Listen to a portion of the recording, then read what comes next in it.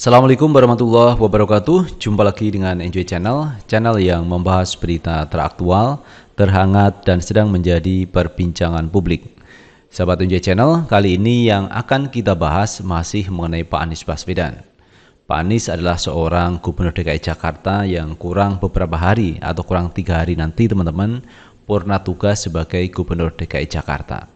Namun demikian, selesai dari jabatan gubernur, Pak Anies diberi amanah dari Partai Nasdem untuk maju di Pilpres 2024. Jadi ada pekerjaan besar teman-teman untuk Pak Anies mengkonsolidasikan yaitu pendukung Pak Anies dari Aceh sampai Papua, yaitu se-Indonesia teman-teman. Dan ini adalah pekerjaan besar.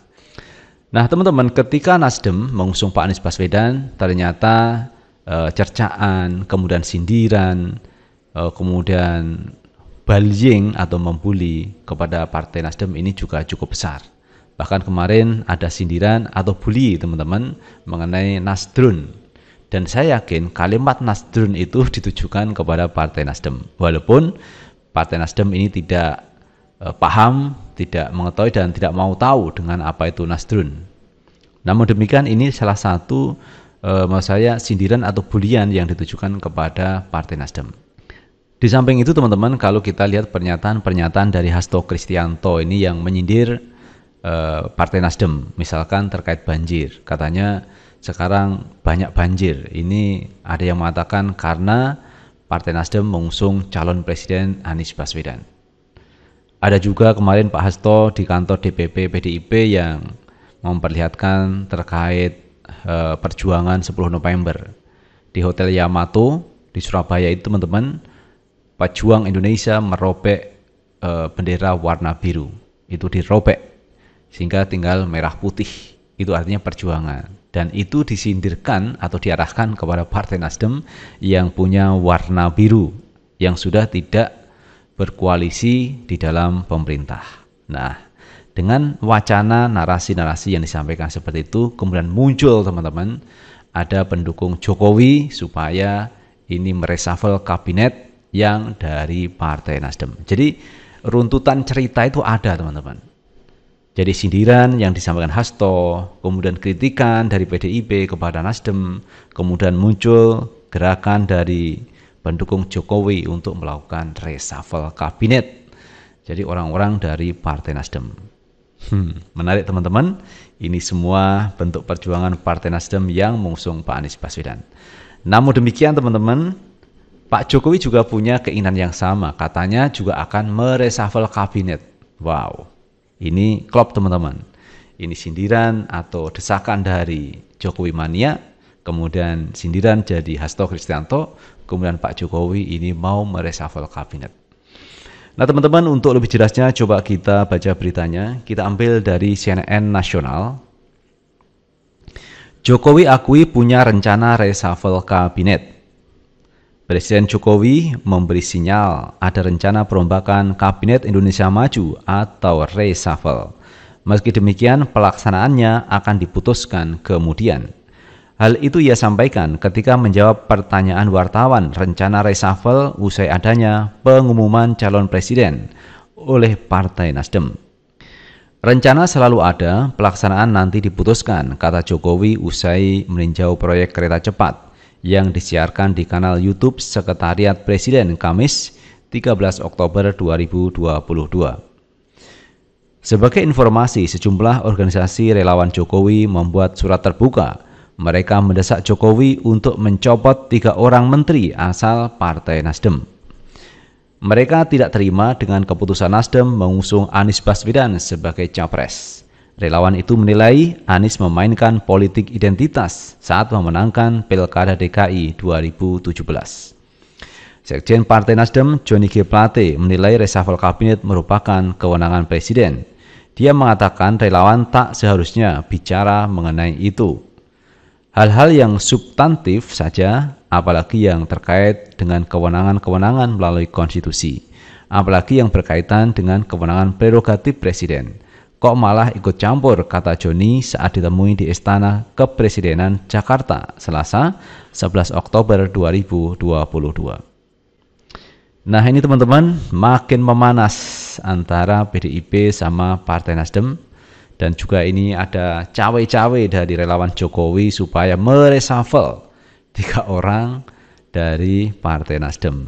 Jadi supaya direshuffle. Sementara Jokowi ini juga punya keinginan untuk mereshuffle kabinet. Dan waktunya itu akan diatur di kemudian. Nah teman-teman, ini politik. Ini adalah satu permainan menuju 2024. Karena sebenarnya dunia itu adalah permainan. Siapa yang mampu memainkan strategi ini dialah yang bisa menang. Itu teorinya seperti itu. Tetapi jika Tuhan berkehendak lain, maka segala sesuatu rencana yang sudah diatur, sudah disetting, ini bisa jadi berubah. Dan kalau kita lihat kenapa Nasdem ini mendukung Pak Anies, tentu Nasdem punya pikiran ke depan.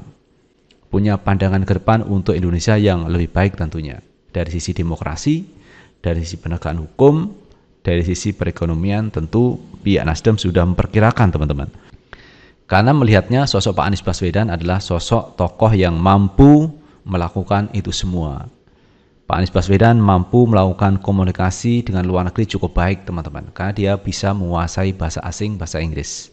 Karena menurut pendapat saya, seorang pemimpin itu harus bisa berkomunikasi dengan bahasa Inggris. Kenapa begitu? Karena seorang presiden itu tidak hanya berkomunikasi di dalam negeri, tetapi juga di luar negeri. Jadi alangkah terhormatnya teman-teman jika kita punya presiden yang mampu melakukan itu semua.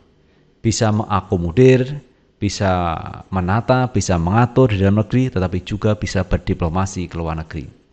Seperti kita lihat Pak Karno teman-teman, Insinyur Soekarno, presiden pertama RI, itu mampu itu berkomunikasi di dalam negeri, tapi juga beliaunya mampu berdiplomasi dengan lancar di luar negeri. Sehingga di luar negeri Pak Karno itu dihormati. Nah, kita berharap seperti itu teman-teman. Presiden ke depan itu harus mampu berkomunikasi seperti itu.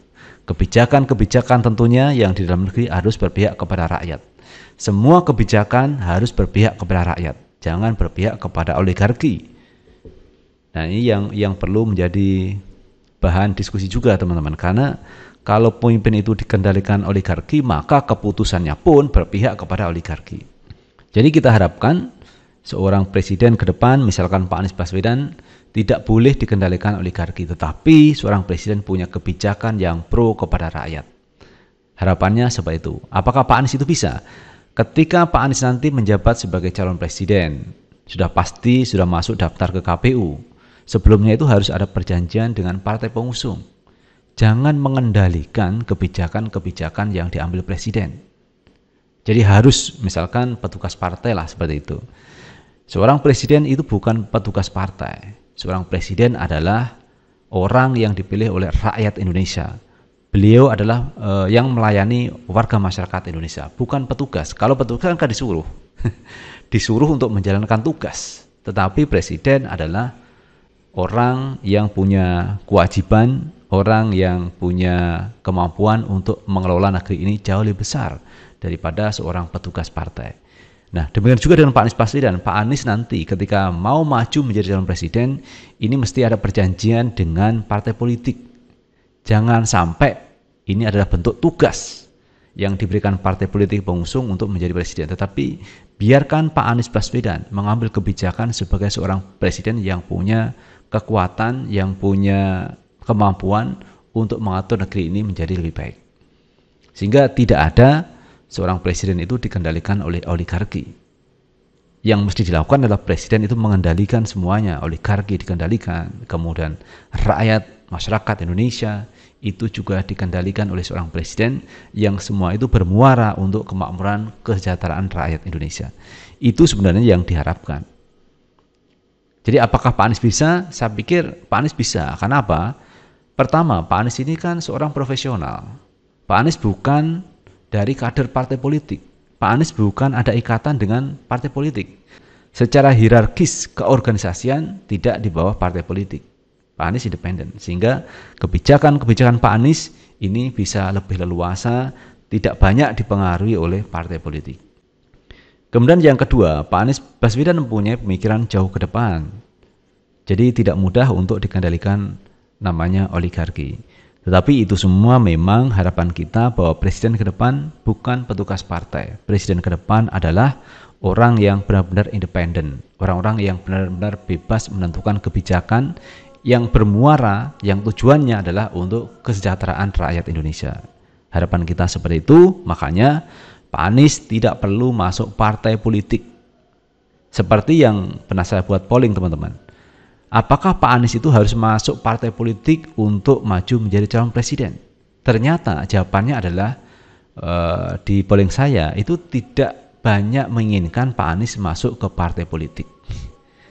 Jadi biarkan Pak Anies berkreasi, biarkan Pak Anies mengekspresikan kemampuannya untuk ke depan di 2024. Jadi tidak perlu diatur oleh partai politik. Itu sahabat Enjoy Channel yang bisa kita bahas kali ini terkait wacana reshuffle kabinet dari Partai Nasdem. Kenapa begitu? Karena relawan Jokowi ada yang mengatakan karena Nasdem mengusung Anies. Makanya perlu direshuffle orang-orang dari Partai Nasdem. Namun demikian sekali lagi reshuffle adalah hak prerogatif dari Presiden Jokowi, silahkan. Hari ini pun direshuffle ya monggo silahkan, karena itu kewenangan prerogatif hak yang melekat di Presiden Jokowi. Ya namanya jabatan teman-teman ada batas waktunya. Pada akhirnya semua orang juga harus meninggalkan jabatannya, termasuk juga dengan menteri teman-teman. Walaupun direshuffle atau tidak direshuffle, pada akhirnya juga prei teman-teman harus berhenti dari jabatan seorang menteri. Presiden juga begitu, pada saatnya Presiden Jokowi juga meninggalkan kepresidenan sebagai warga biasa. Nah itulah namanya jabatan, tidak ada yang kekal, tidak ada yang abadi. Kalau hari ini Presiden Jokowi misalkan mereshuffle kabinet, maka pada waktunya Pak Jokowi juga akan berhenti menjadi presiden setelah 5 tahun.